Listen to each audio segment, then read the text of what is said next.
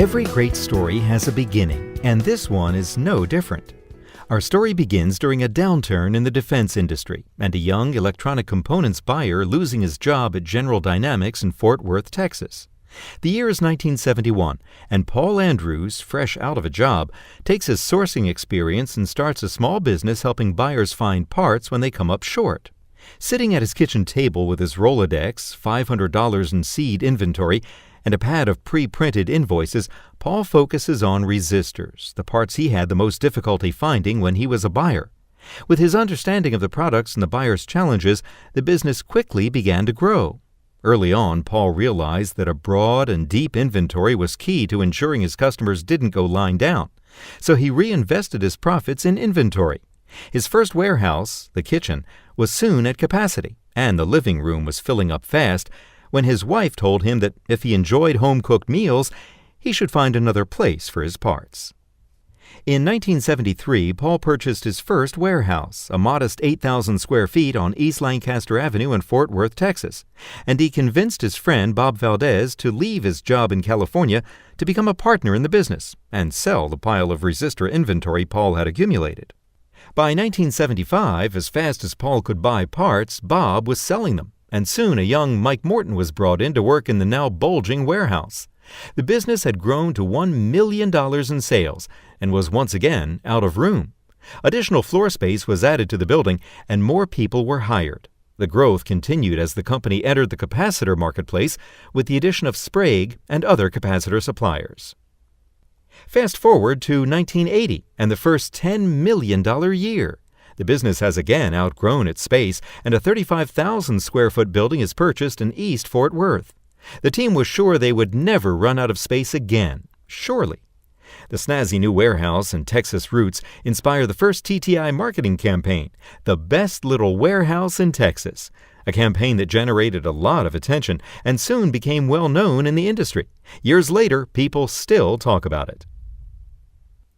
Fueled by the widespread success of the campaign and a growing reputation, the company's first remote locations were brought online in Southern California and Florida.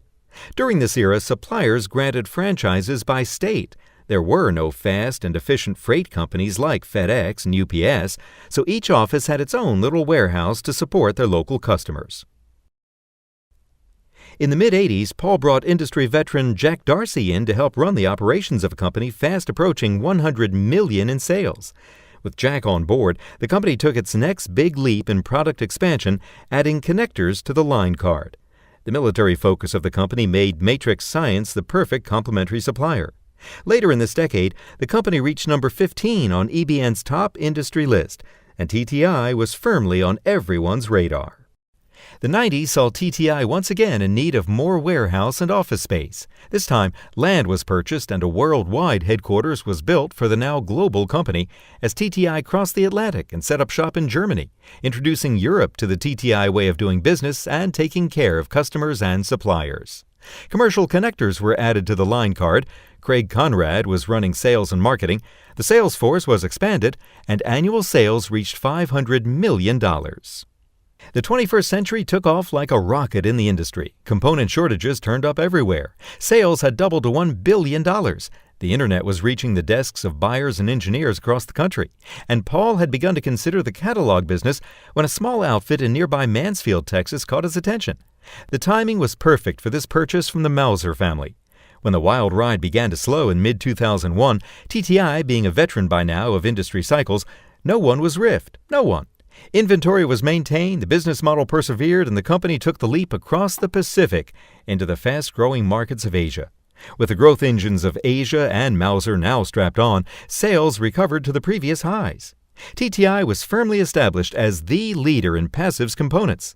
Connectors were growing fast. Acquisition of AMP switch and relay businesses had put electromechanical components on the line card. Life was good. With his 60th birthday behind him, Paul began to think about the future of the company as much as he thought about inventory profiles. Though he was approached over the years, he never believed it was in the best interest of his employees, suppliers, or customers to sell the company to the competition. Then, a friend introduced him to the Oracle of Omaha, Warren Buffett. Warren and Paul hit it off, and Warren, who was famously adverse to high-tech companies, saw in TTI a comfortable way to get involved in technology. What Warren saw in TTI was a technology mutual fund of sorts, led by a tenured, deeply committed founder and management team. As 2006 came to a close, TTI joined the elite Berkshire Hathaway family of companies. Paul was happy, employees were happy, and suppliers and customers were relieved that TTI would remain a standalone distribution option for them. Problem solved, Paul jumped right back to perfecting TTI's inventory. With the company now running above $2 billion in sales, new markets like commercial vehicles were entered, and acquisitions in Asia, Europe, and Israel added to TTI's position in key geographic areas and market segments around the world. In 2008, Gene Conahan, president of Europe and Asia, brought Metallico, the leading connector distributor in France, into the family. In 2012, Sager Electronics, a New England distributor with roots going back to the 1800s, and a strong focus on industrial markets and electromechanical and power components, joined the fold. Embracing the Internet of Things, the specialist was brought on board to communicate the TTI value proposition through videos, advertising campaigns, and a series of digital and printed comic books. The specialist partners with suppliers to solve problems, rescue customers, and generally personify the TTI culture and mission. The global recession hit the industry in 2008. But by 2010, sales were coming back bigger and better than ever. The TTI rocket ship, fueled by the biggest and best component inventory in the galaxy, and run by the most tenured and committed team in the business, continues to propel the company to new records and increasing market share. And of course, sitting in the captain's chair on the bridge of the ship is company founder and CEO Paul Andrews, moving ever forward in his quest to be the best rather than the biggest IP&E distributor in the universe. For over 40 years, the mission of the company has remained unchanged: be most preferred by customers and suppliers alike, and be a home to dedicated, ethical, and hard-working employees who believe in the TTI way of doing things. All engines full ahead, Captain Andrews is looking for warp speed.